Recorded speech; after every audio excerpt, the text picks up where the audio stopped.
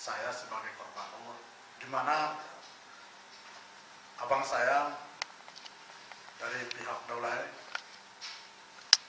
sebagai korban pembacokan tepat di kepala abang saya, dan kemudian abang saya terus dilarikan ke rumah sakit, dan abang saya luka di bagian kepala atas kurang lebih 35 jahitan, dan terus kemudian pelaku dilaporkan ke pihak kepolisian, dan kemudian pelaku juga melaporkan saya, Muhammad Arpa Daulay, kepada pihak kepolisian di saat bersamaan, dan seterusnya pelaku Birma Siregar masuk dalam tahap persidangan dan kemudian diputus 6 bulan penjara, dan kemudian saya Muhammad Arpa Daulay seiringan dengan proses persidangan Birma Siregar tersebut, saya juga divonis 2 bulan setengah hukuman, dan hukuman tersebut sudah saya laksanakan. Dan kemudian setelah saya keluar dari Lembaga Pemasyarakatan Gunung Tua Kabupaten Parangbola, kemudian saya dilaporkan kembali dengan beberapa laporan, sehingga terjadi 7 laporan di perkara saya yang pernah saya lalui hukumannya, yaitu tempatnya sama, harinya sama, pihaknya juga sama. Dan kemudian setelah itu terjadi proses persidangan dan JPU menuntut saya kembali, dan saya sebagai masyarakat awam yang tidak mengerti, tahu banyak tentang hukum, terus mengikuti persidangan, dan di sini saya dihukum kembali. Dan singkat ceritanya, setelah saya menjalani proses persidangan, saya dihukum beberapa tindak pidana yang saya sebutkan dan saya jelaskan tadi setelah saya keluar dari penjara tersebut di perkara yang sama. Dan kemudian saya mengajukan kasasi di dalam hal ini tersebut, dan terus saya terus mengupayakan upaya-upaya hukum, termasuk melaporkan dan meminta perlindungan hukum ke lembaga hukum desa, yaitu LBH Desa, dan kemudian LBH Desa tersebut mendampingi saya untuk melaporkan, yaitu termasuk Komisi Kepolisian Nasional Indonesia, dan seterusnya Komisi Kejaksaan Republik Indonesia, dan seterusnya Komisi Yudisial Indonesia. Dan di sini saya sebagai korban dan mewakili dari saudara-saudara saya untuk meminta perlindungan hukum kepada Mahkamah Agung dan termasuk dari beberapa jajarannya tersebut, dan kemudian kepada Pak Presiden. Dan seterusnya saya mohon untuk memutus perkara saya, untuk membebaskan saya dari dakwaan-dakwaan tersebut. Di dalam hal ini sebenarnya kami adalah korban,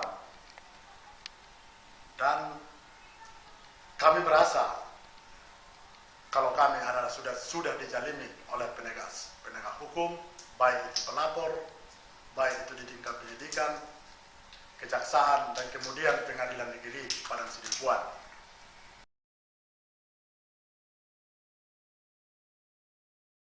Kami dari Lembaga Bantuan Hukum Desa berpendapat bahwa perkara ini adalah merupakan perkara balas dendam. Awal mula kejadiannya ini sebenarnya adalah konflik kepemilikan tanah.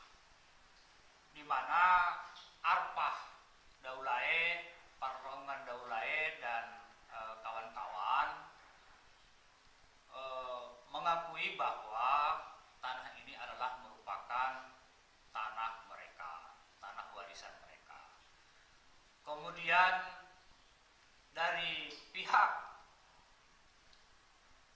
Birma Siregar dan kawan-kawan mengklaim bahwa tanah ini juga adalah merupakan tanah mereka. Nah, akibat saling klaim tersebut, maka terjadilah sebuah peristiwa di mana Birma Siregar dan kawan-kawan melakukan pengeroyokan dan penganiayaan terhadap Parlaungan Daulaye. Mereka membacok Parlaungan Daulaye sehingga mengalami luka-luka. Atas peristiwa itu, kemudian pihak kepolisian Polsek Padang Bolak Gunung Tua melakukan penanganan hukum sehingga Birma dan kawan-kawan divonis dihukum 6 bulan penjara. Nah, setelah mereka keluar, barulah kemudian mereka melakukan lapor balik terhadap Parlaungan Arpah dan kawan-kawan dengan membuat 4 laporan perkara. Nah, dari keempat laporan perkara itu kemudian menjadi berkembang di dalam pelaksanaannya, di dalam perjalanannya oleh jaksa penuntut umum dengan membuat 8 perkara. 1 perkara sudah inkrah dan hal itu sudah dijalani oleh Arpah Daulaye. Tetapi pihak Birma Siregar dan kawan-kawan merasa tidak puas. Kemudian mereka terus membuat laporan-laporan baru dan kemudian ditindaklanjuti oleh penyidik Polsek Padang Bolak dan juga oleh jaksa penuntut umum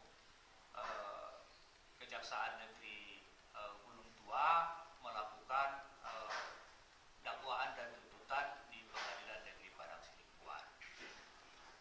Dari Lembaga Bantuan Hukum Desa menilai dan berpendapat bahwa aparat penegak hukum mulai dari tingkat penyidikan Polsek Padang Bolak Gunung Tua, Kabupaten Padang Lawas Utara, Provinsi Sumatera Utara, kemudian Kejaksaan Negeri Gunung Tua,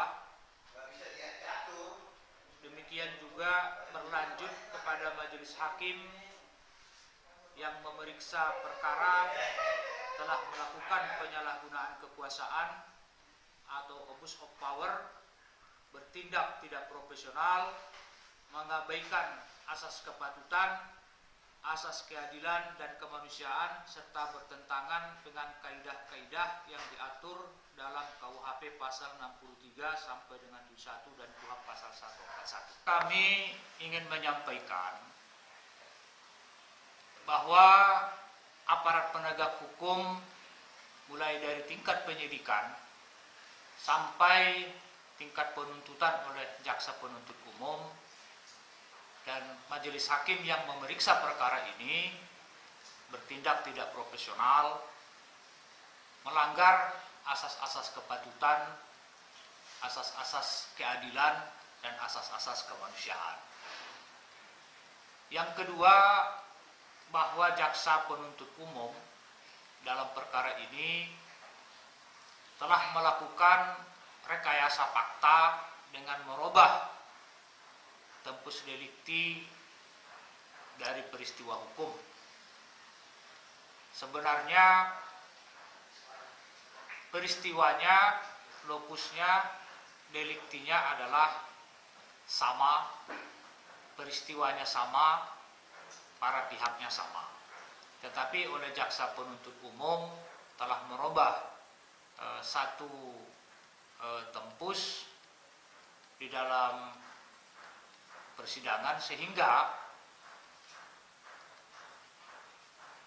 jaksa mencoba untuk menghindar dari nebis in idem. Kemudian yang ketiga, aparat penegak hukum itu telah melakukan satu tindakan kriminalisasi terhadap korban dengan menjadikan satu peristiwa menjadi 7 berkas perkara, baik itu dalam dakwaan maupun di dalam tuntutan maupun dalam pemeriksaan di persidangan. Dan seluruh dari perkara itu oleh Pengadilan Negeri Padang Sidempuan dinyatakan terbukti dan menghukum para terdakwa dengan hukuman percobaan. Atas hukuman itu, atas vonis itu, kemudian jaksa penuntut umum melakukan banding, dan di Pengadilan Tinggi Sumatera Utara terjadi variasi dalam putusan. Ada yang menguatkan putusan Pengadilan Negeri Padang Sidempuan, ada yang kemudian merubah putusan itu dan memperberat hukuman terhadap para terdakwa. Atas putusan dari Pengadilan Tinggi Sumatera Utara, para terdakwa telah mengajukan permohonan kasasi dan peninjauan PK yang saat ini masih kita tunggu keputusannya dari Mahkamah Agung. Kita melihat bahwa dengan terjadinya peristiwa seperti ini adalah merupakan suatu pelanggaran terhadap asas-asas hukum yang berlaku, dan yang kedua, telah terjadi sebuah kejahatan atau perbuatan yang menyimpang yang dilakukan oleh aparat penegak hukum, yang mestinya seluruh perkara ini sudah harus nebis in idem, tetapi kemudian dipecah-pecah menjadi 7 perkara. Tentu ini sangat bertentangan dengan rasa keadilan dan juga asas kepatutan yang berlaku di Republik ini.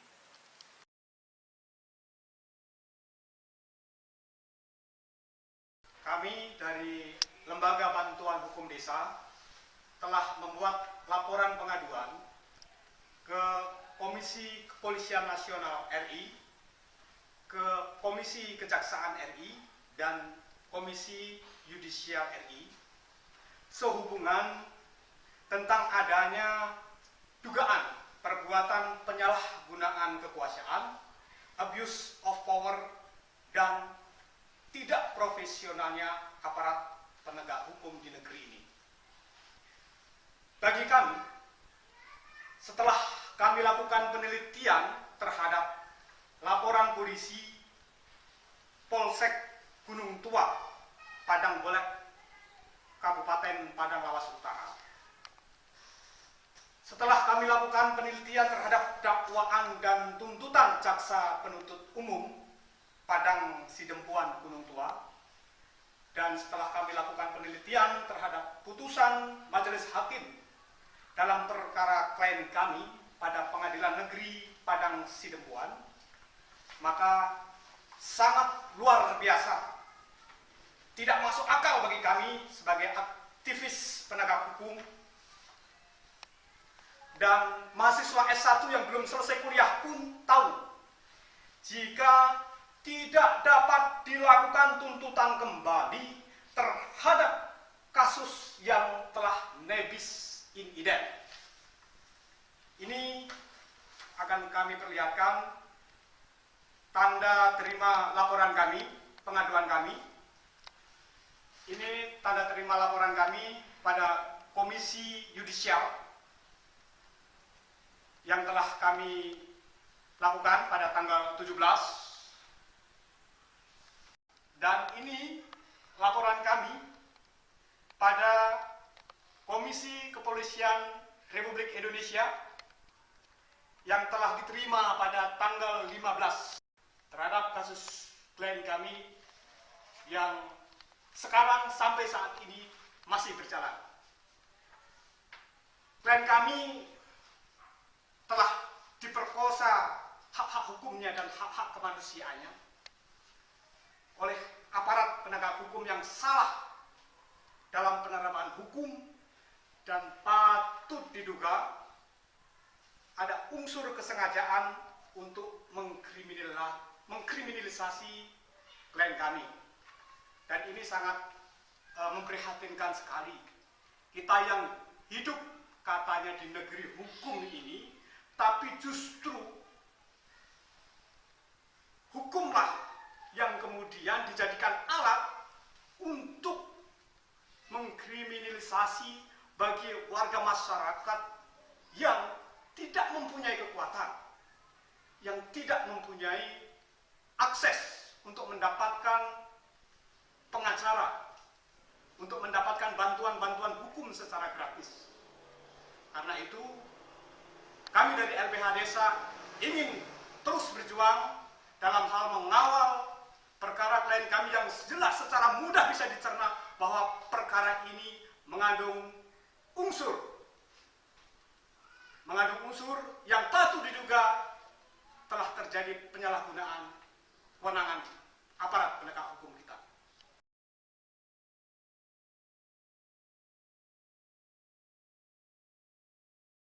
Hukum desa ini baru belakangan menangani kasusnya si Arfa Paluta. Ini memang kasus peternakan. Satu lokus, satu tempus diseplit sama jaksa menjadi 8 perkara. Ini tidak boleh melanggar azas. Kemudian tanggalnya pun diubah sama jaksa, itu kriminal. Ya, 2 kasus di situ. Akibatnya orang-orang yang menjadi tertindas. Ini coba saya kutip pernyataan ketua majelis yang menyidangkan ini, yaitu ketua majelis PN Padang Sidempuan, yang juga dia adalah kepala PN Padang Sidempuan. Bukankah ini adalah perkara yang sama katanya? Apabila saya mau jadi pembunuh, dan untuk membunuh itu saya mendobrak pintu dan kunci. Lalu kemudian saya masuk ke rumah dan saya bunuh orang. Setelah saya bunuh, saya keluar dan saya ambil mobilnya untuk melarikan diri.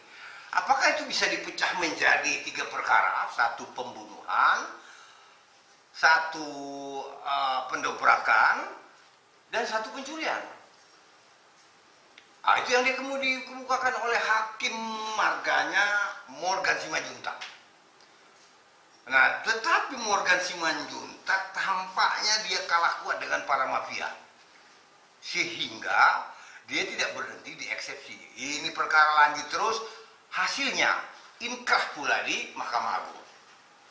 Jadi kriminalisasi tindak kriminal pelanggaran azas itu terjadi dari tingkat pertama, sejak dari kepolisian, kejaksaan, kemudian sampai ke Mahkamah Agung. Nah, ini saya pikir yang perlu kita perbaiki, karena orang-orang ini ternyata sampai sekarang malah di DPO. Sebab diantara selain Arfa, ada 10 temannya pula yang dikriminalisasi oleh orang-orang ini. Padahal kalau kita secara perkara, itu mestinya kalau tadi seperti pembunuhan itu ada di primernya, yang lainnya itu ada di subsidiarnya. Hukum Indonesia tidak membolehkan ini ditambahkan begitu, di 8 split, itu namanya pelanggaran HAM. Jadi saya kira ini yang perlu konsentrasi dari LBH Desa ini. LBH Desa ini sendiri adalah lembaga hukum nirlaba. Kami hanya konsen kepada pelanggaran-pelanggaran hukum seperti ini, dan tujuannya juga hanya untuk menegakkan hukum tanpa harus meminta bayaran. Begitu.